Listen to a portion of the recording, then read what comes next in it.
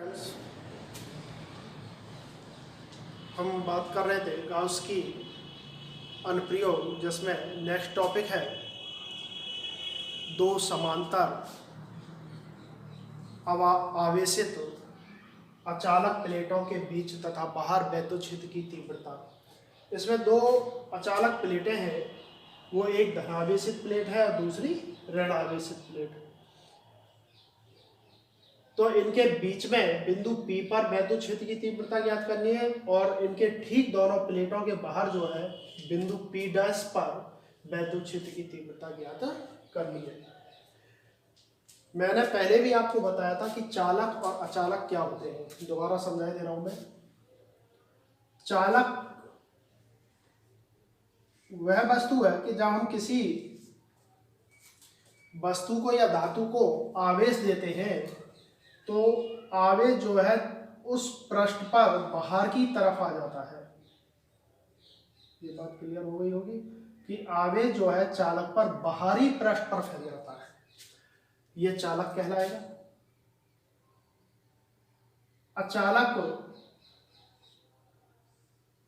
कहते हैं कि जब उस धातु को हम आवेश देंगे तो आवेश जो है उस पृष्ठ के अंदर उसी पृष्ठ पर मौजूद रहता है, ये अचालक है। चालक और अचालक समझ में आ गया वो। धनावेशित प्लेट के कारण विद्युत क्षेत्र की तीव्रता प्लेट से दूर, प्लेट के लंबवत और प्लेट से दूर होगी। तो इसीलिए देखिए इस धन प्लेट से E1 क्षेत्र जो है दूर है, और ऋणावेशित प्लेट के कारण विद्युत क्षेत्र की तीव्रता प्लेट के लंबवत लेकिन प्लेट के समीप होगी। E2 जो है इसके समीप है। इसी प्रकार बाहर लेंगे तो E1 जो है प्लेट से दूर है और E2 जो है इसके समीप है। ये मैंने यहाँ पर लिख दिया है। तो प्लेट 1 के कारण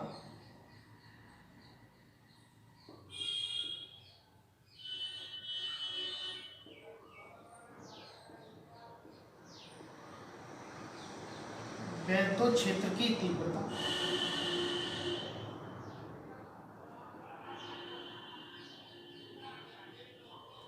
E1 बराबर क्या होगा? E1 बराबर सिग्मा बटे 2 एप्सिलॉन नॉट। ये पीछे जो लास्ट वीडियो थी उसमें डेरिवेशन बता दिया था। E1 बराबर E बराबर क्या होता है? सिग्मा बटे 2 एप्सिलॉन नॉट। इसी प्रकार प्लेट 2 के कारण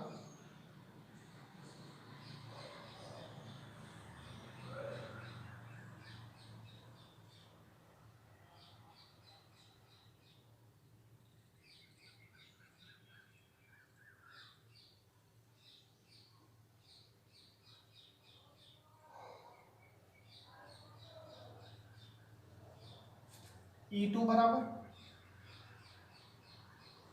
सिग्मा बटे 2 एप्सिलॉन नॉट। बिंदु P पर दोनों की दिशा कैसी है? समान है और एक ही तरफ है। तो बिंदु P पर विद्युत क्षेत्र की तीव्रता E1 व E2 दोनों की दिशा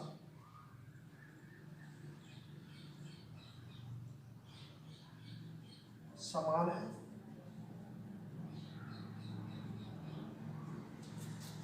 अतः बिंदु P पर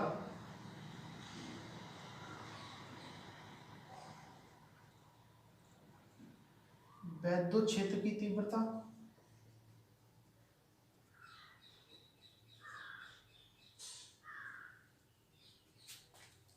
E बराबर क्या होगा? E1 प्लस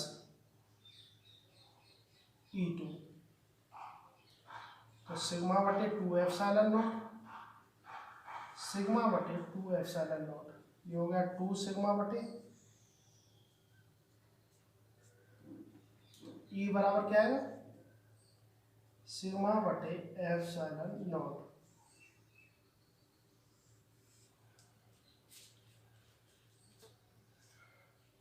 बिंदु P डैश पर वैद्युत क्षेत्र की तीव्रता, तो E1 व E2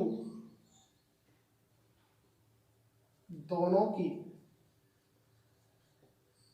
विपरीत दिशा है।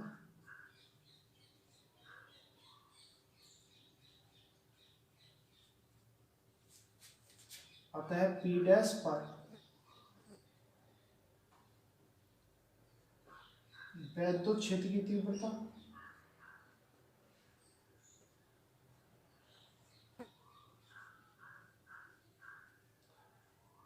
E बराबर E1 माइनस E2,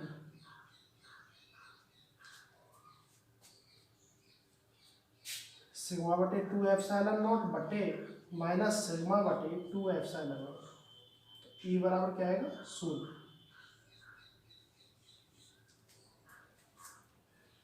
तो यहाँ से आपने देखा दो समांतर आवेशित प्लेटें हैं हमारे पास, जो एक धनात्मक है और एक ऋणात्मक है। तो वैद्युत क्षेत्र की तीव्रता जो है सिग्मा बटे एप्सिलॉन नॉट, जबकि बाहर जो है इसकी वैद्युत क्षेत्र की तीव्रता कितनी हो जाती है? 0 हो जाती है। नेक्स्ट टॉपिक है और इम्पोर्टेंट भी यही है, चालक गोलीय कोष के कारण वैद्युत क्षेत्र की तीव्रता। चालक गोलीय है, मान लीजिए हमारे पास एक चालक गोलीय है, ये इस प्रकार से चालक गोलीय है।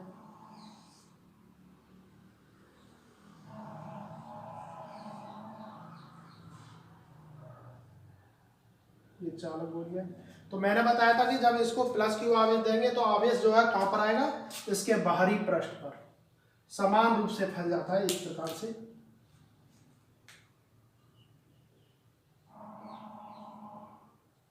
आवेश जो है जब प्लस क्यू आवेश दिया जाएगा इसे, तो ये जो है बाहरी पृष्ठ पर फैल जाएगा इस तरीके से।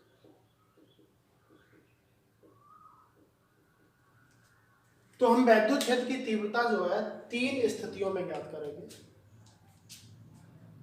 एक तो पहली स्थिति होगी, इस आवेशित गोलीय चालक के बाहर कहीं बिंदु P ले लेते हैं, कहीं पर भी बिंदु P मान लीजिए, यहाँ ले लिया बिंदु P।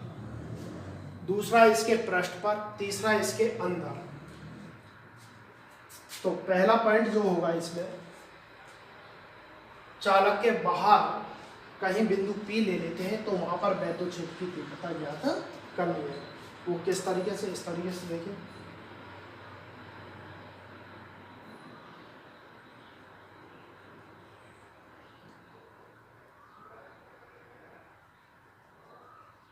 इस तरीके से।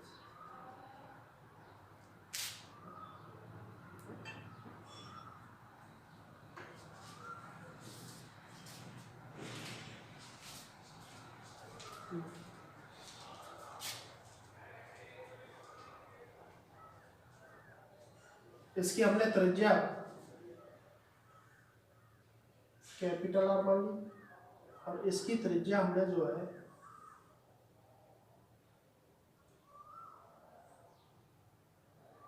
बिंदु P स्मॉल आर मान ली।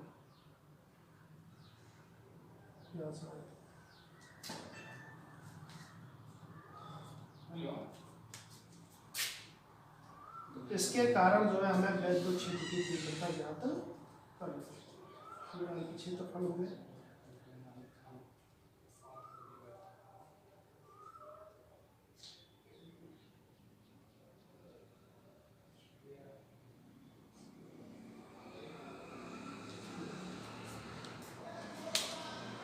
पहला पॉइंट क्या होगा इसका?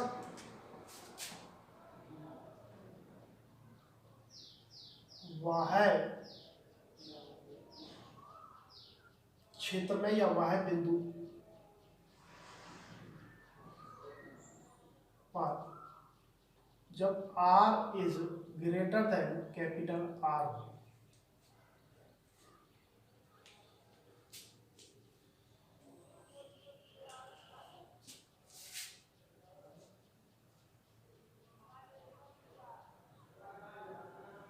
माना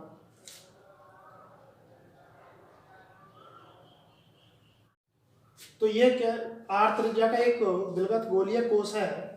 जब हम इसको प्लस क्यू आवेश देते हैं तो ये आवेश जो है पृष्ठ के बाहरी सतह पर जो है समान रूप से फैल जाता है। जिसके कारण इसके चारों ओर एक गॉसियन पृष्ठ, ये गॉसियन पृष्ठ है, बन जाता है।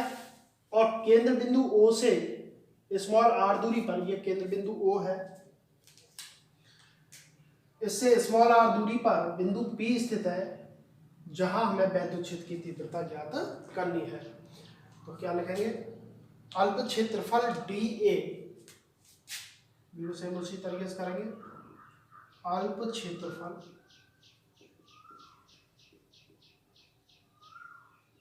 डी ए से गुजरने वाला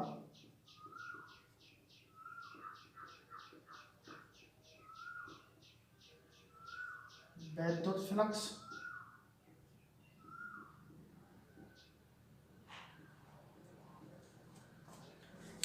क्या होगा हमारा वैद्युत फ्लक्स,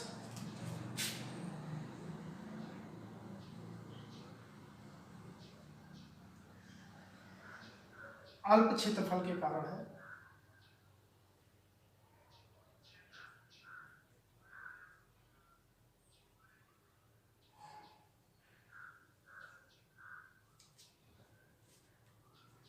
तो ये क्या होगा, E D A cos theta, क्योंकि ये देखिए जो क्षेत्रफल सदिश है और वैद्युत क्षेत्र की तीव्रता दोनों की दिशा कैसी है, बिल्कुल एक तरफ है और एक समान है, इसलिए थीटा बराबर कितना होगा यहाँ पर 0, और cos 0 का मान कितना होगा 1। तो ये क्या आ गया, ई डी ए, गॉसियन पृष्ठ के संपूर्ण पृष्ठ से गुजरने वाला वैद्युत फ्लक्स, संपूर्ण गॉसियन पृष्ठ से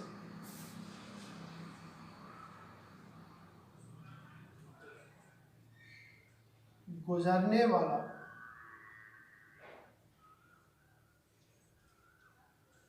वैद्युत फ्लक्स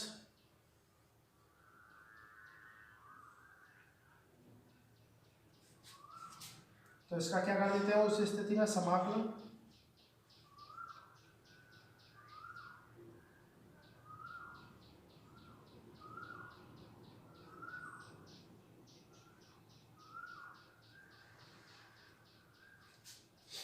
फाई ई बराबर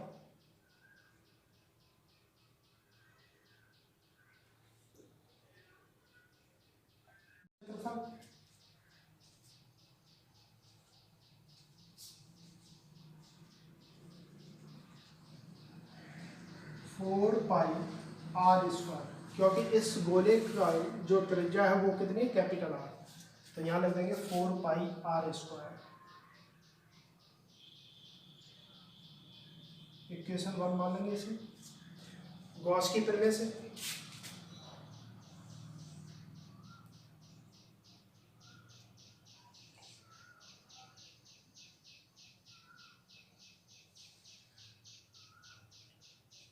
गॉस की प्रमेय क्या थी हमारी, फाई ई बराबर क्यू बटे एप्सिलॉन नॉट, इसको इक्वेशन 2, तो इक्वेशन 1 बराबर इक्वेशन 2।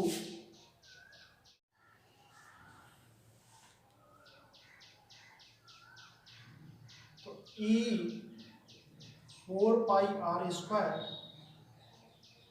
बराबर क्यू बटे एप्सिलॉन नॉट, ई बराबर क्या हो जाएगा, वैद्युत क्षेत्र की तीव्रता 1/4 पाई एप्सिलॉन नॉट क्यू बटे आर स्क्वायर।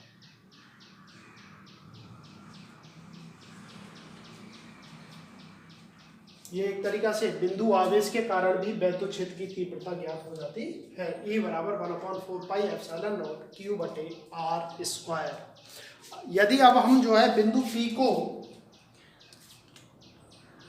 यहां पर ना लेकर, बाहर ना लेकर, हम क्या करते हैं, इसके पृष्ठ पर ही ले लेते हैं, इस तरीके से यहां पर,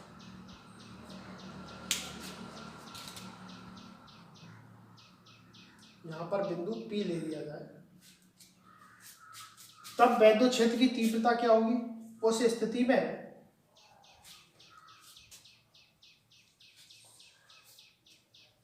आर बराबर क्या होगा? Capital R. आर बराबर कैपिटल आर। पृष्ठ पर, चालक के पृष्ठ पर।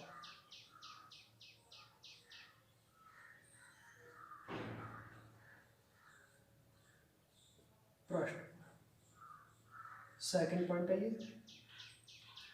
चालक के पृष्ठ पर आर बराबर कैपिटल आर। तो ये मान जो है आप समीकरण 3 में रख दीजिए। समीकरण 3 से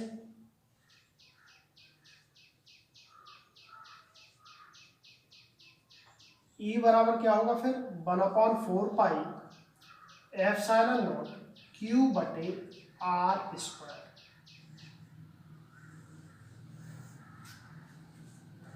ये बात समझ में आ रही होगी। यदि अब हमारा तीसरा पॉइंट है,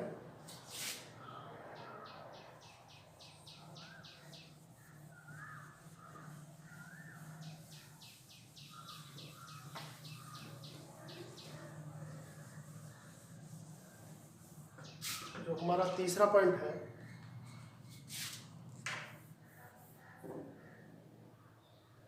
वो है चालक के आंतरिक बिंदु पर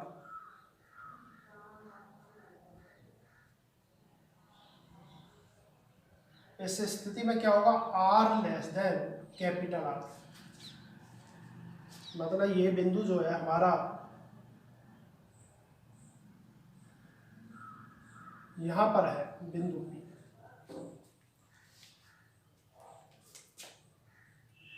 ये बात समझ आ गई? बिंदु P जो है हमारा कहां पर है? अंदर है।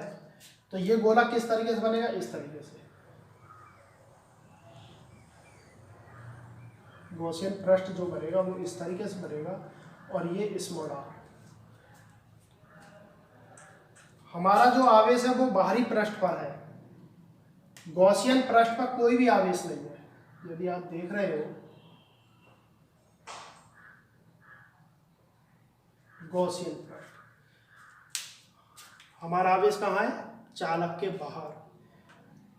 गॉसियन पृष्ठ जो बनना है वो चालक के अंदर बनना है, जिस पर कोई भी आवेश नहीं है। अर्थात इस स्थिति में Q बराबर क्या है? शून्य। Q बराबर क्या है? शून्य। यदि हम Q का मान यहां शून्य रख दें तो E बराबर क्या हो जाएगा? शून्य हो जाएगा। तो चालक के अंदर कहीं पर भी हो बिंदु P, वहां सभी जगह जो है वैद्युत क्षेत्र की तीव्रता कितनी रहेगी? हमारी शून्य रहेगी। गॉसियन पृष्ठ से गुजरने वाला वैद्युत फ्लक्स कितना होगा? शून्य होगा। डी फाई ई बराबर ई डी ए। तो फाई ई बराबर कितना हो गया? ई डी ए, क्योंकि फाई ई बराबर क्या है? Q बटे एप्सिलॉन नॉट बराबर शून्य। आवेश शून्य है इसका, तो अतः E बराबर होगा इस स्थिति में शून्य।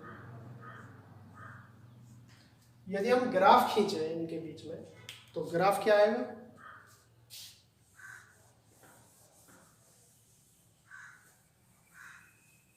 ग्राफ खींचा जाए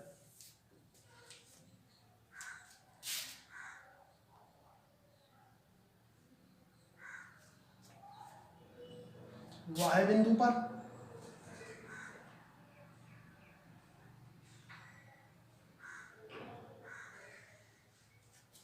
क्या था हमारा? E बराबर 1/4 पाई एप्सिलॉन नॉट Q बटे आर स्क्वायर। तो इसका मतलब क्या है? E proportional 1/r square.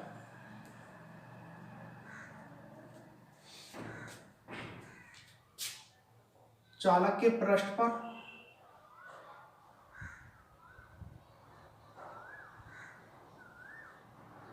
E बराबर क्या है 1/4 पाई एप्सिलॉन नॉट क्यू बटे आर स्क्वायर। ये सभी पद नियत है क्योंकि आर जो है गोलीय कोश की त्रिज्या थी। आंतरिक पृष्ठ पर या आंतरिक बिंदु पर ई बराबर हमारा क्या है 0। यदि हम ई और आर के बीच ग्राफ खींचे, ये आर है आपका, ये ई है, इसका ये ई बराबर 0 मतलब मध्य बिंदु हो गया।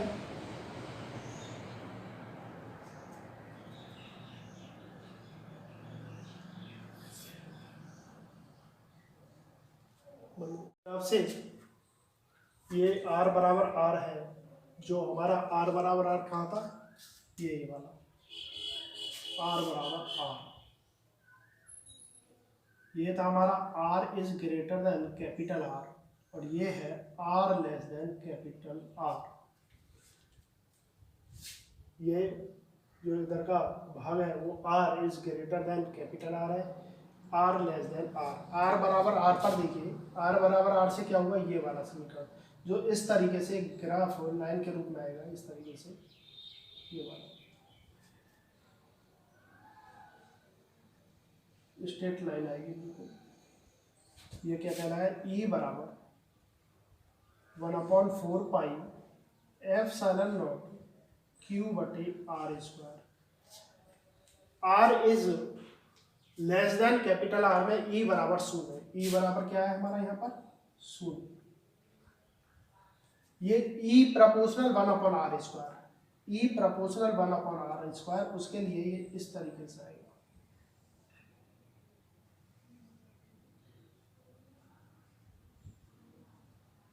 ग्राफ का कर्व जो है इस तरीके से, ये ग्राफ जो है इस तरीके से बनेगा। तो इसी प्रकार हम जो है अब अचालक गोलीय कोश के लिए अगला जो टॉपिक होगा,